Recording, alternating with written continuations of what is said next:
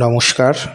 আজকের যে বিষয়টা আলোচনা করব এটি হচ্ছে দশভুজা মহাদুর্গা, যিনি আমাদের দুর্গা দেবী পুজোতে যে ধ্যান মন্ত্রটা পাঠ করা হয়, যে ওম জটাজুটো সমাযুক্তাম। এই দেবীর ধ্যানে আমরা কিন্তু প্রচুর কিছু জিনিস লক্ষ্য করতে পারি। প্রথমত, এই দেবী কিন্তু দশভুজা। ধ্যানেই রয়েছে যে এই দেবী হচ্ছে আদানুলম্বিত আজানুলম্বিত দশবাহু যুক্তা, এবং কি আছে, দক্ষিণ হস্তসমূহে অধোক্রমে ত্রিশূল, খড়গ, চক্র, তীক্ষ্ণ বাণ, শক্তি প্রভৃতি রকম নানা রকম অস্ত্র, অঙ্কুশ, ঘণ্টা প্রভৃতি অস্ত্র আমরা কিন্তু দেখতে পাই। এখন কথা হচ্ছে যে দেবী দুর্গা যিনি, ইনি তো আমাদের পৌরাণিক দেবীদের মধ্যেও পড়ে। আর ইনি যে বেদে ছিল সেটা আলাদা বিষয়, বেদে ছিল সেটাকে আমরা ক্রমে কীভাবে দুর্গা হলো এ বিষয়ে কিন্তু আলোচনা বিস্তারিত করতে হয়, তো সেদিকে যাচ্ছি না। এখন কথা হচ্ছে যে দেবী দুর্গা যেমন পৌরাণিক দেবতাদের মধ্যে কালিকা পুরাণের এই ধ্যান মন্ত্র অনুযায়ী আমরা যে দশভুজা মহাদুর্গা দেখি, এরপরে রয়েছে মহিষমর্দিনী। মহিষমর্দিনী দেবী কিন্তু এদিকেও মহাদুর্গার মধ্যে আরেকটা রূপ এনার, মহিষমর্দিনী। ইনি কিন্তু তান্ত্রিক দেবীদের মধ্যেও এনার স্থান কিন্তু রয়েছে।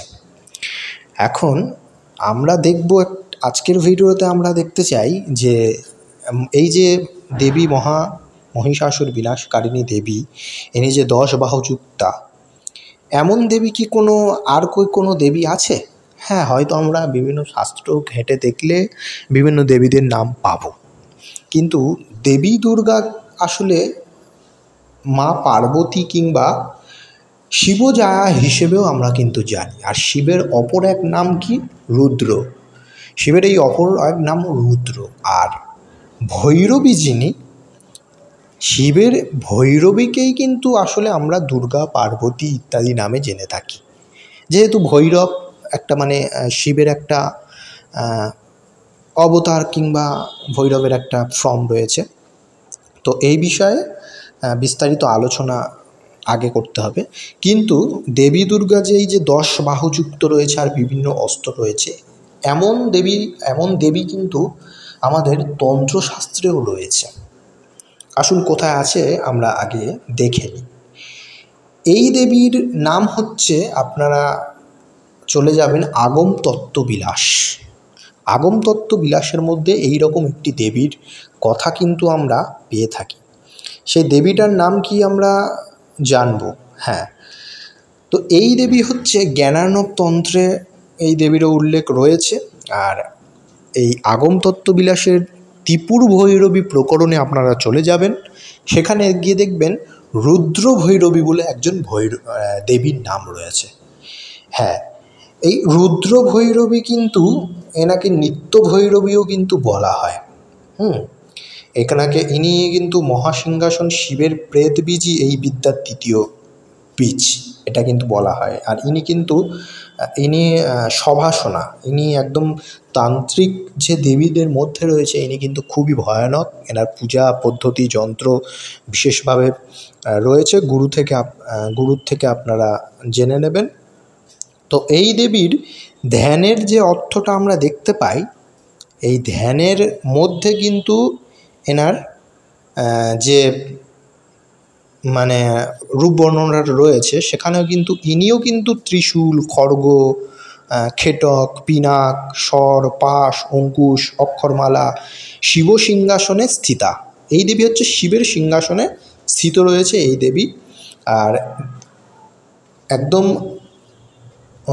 হুবহু দেবী দুর্গার মতো যে ত্রিশূল, খড়গ দেবী দুর্গা যেমন নেন, তিনিও কিন্তু এই সমস্ত খড়গে পরিস্থিতা রয়েছেন। আর এমনকি এই দেবী হচ্ছে রক্তবস্ত্র পরিহিতা। আরেকটি মজার বিষয় হচ্ছে, এই দেবী দশভুজা, এই দেবী কিন্তু দশভুজা, এনারও 10টি রয়েছে। এই প্রকারে তার কিন্তু ধ্যান করা হয়েছে। যেমন দেবী দুর্গার ব্যাপারে, দেবী দুর্গারও কিন্তু দশভুজা। হ্যাঁ, এই দেবীও কিন্তু দশভুজা, এনার ধ্যান মন্ত্রে আপনারা এটা দেখতে পাবেন। ইনি কিন্তু এনাকে কিন্তু নিত্য ভৈরবী, এনার যে পূজা পদ্ধতি রয়েছে সম্পূর্ণ তান্ত্রিক পদ্ধতি। তো একদিক থেকে বলা যায় যে দেবী দুর্গা যেমন পৌরাণিকের মধ্যেও রয়েছে, মহিষমর্দিনী যেমন রয়েছে, পৌরাণিক দেবী হোক, স্মার্ত দেবী হোক, যাই হোক না কেন, কিন্তু তিনি তন্ত্রের মধ্যেও কিন্তু রয়েছেন, তাও অনেক ভয়ঙ্কর ফর্মে, অনেক ভয়ঙ্কর রূপিণী দেবী। তাই একদিক থেকে যেহেতু রুদ্রভৈরবী নাম রয়েছে, তো একদিক থেকে ইনিও কিন্তু সেই দেবী, মানে দেবী দুর্গারই একটা তান্ত্রিক ক্রমের দেবী বলা যায় এনাকে। আজকের ভিডিওটি ভালো লেগে থাকলে আমাদের পাশে থাকবেন। নমস্কার, ধন্যবাদ।